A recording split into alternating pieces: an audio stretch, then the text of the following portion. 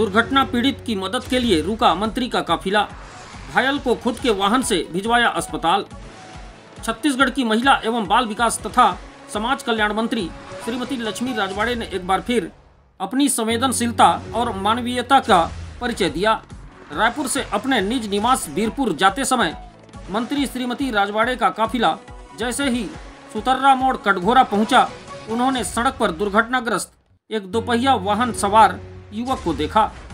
स्थिति की गंभीरता को समझते हुए मंत्री राजवाड़े ने तत्काल अपने काफिले को रुकवाया और स्वयं मौके पर पहुंचकर घायल व्यक्ति की स्थिति का जायजा लिया।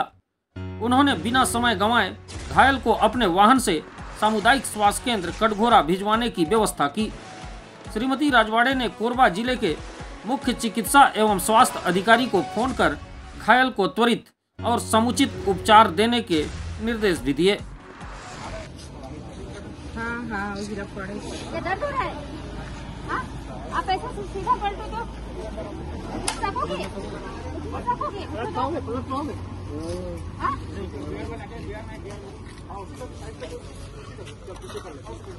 कहाँ की हो?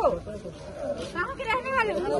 रस्तमा बता रहा है। क्या हो गया? वो कई सारा टोल प्लाजा पार करके आए ना, अभी वाला